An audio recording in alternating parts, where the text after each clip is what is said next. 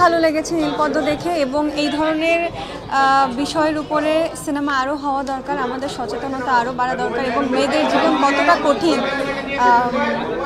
সেটা এই সিনেমার থ্রুতে খুব ভালোভাবে বোঝা যাচ্ছে। আসলে আমরা যারা অনেক প্রোটেক্টেড লাইফ লিড করি, আমরা যারা আমাদের আলহামদুলিল্লাহ থাকার ভালো জায়গা আছে, খাওয়ার জন্য যথেষ্ট খাবার আছে, মাথার উপরে অভিভাবক আছে, যেসব মেয়েদের এটা নেই তাদের জীবন কত কঠিন আমরা তো আসলে বুঝি না। সো এই সব সিনেমা দেখলে আমাদের রিয়েলাইজেশনগুলো আসবে, সচেতনতা বাড়বে, হয়তোবা এইসব ক্ষেত্রে অবদান রাখারও জন্য বিবেক হয়তোবা আমাদের মধ্যে তৈরি হবে। আমরা আসলে যেটা ফেস করি না সেই জিনিসগুলোর কঠিনতাটা তো আমরা বুঝি না।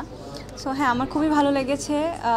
পরিচালক থেকে শুরু করে সবাই খুব ভালো কাজ করেছে। রুনা আপুর অভিনয় অসাধারণ ছিল, স্পেশালি রুনা আপুর জন্যই দেখতে আসা। রুনা আপু ভীষণ আন্তরিক এবং সবার ভীষণ ভালোবাসার একজন মানুষ, ভীষণ আদর করেন।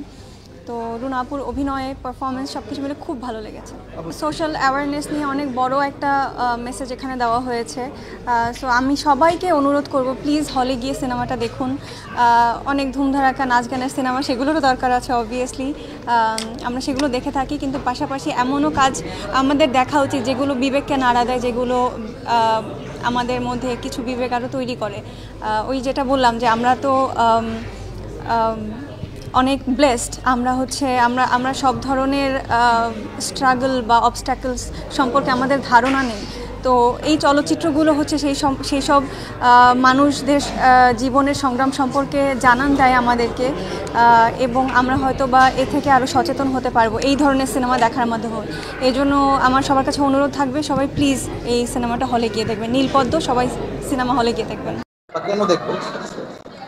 প্রথমত আসলে এই ছবিটার মধ্যে একটা অনেক বড় বার্তা আছে, হিউম্যানিটির বার্তা আছে, মানবিকতার বার্তা আছে, এটা সবচেয়ে গুরুত্বপূর্ণ।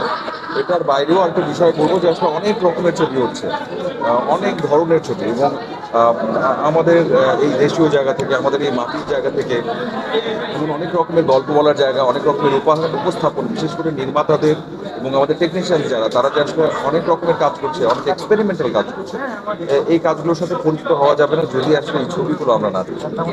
আমি সেজন্যই বলবো যে কারো আসলে খারাপ লাগবে এসে দেখলে একটা সুন্দর সময় যাবে।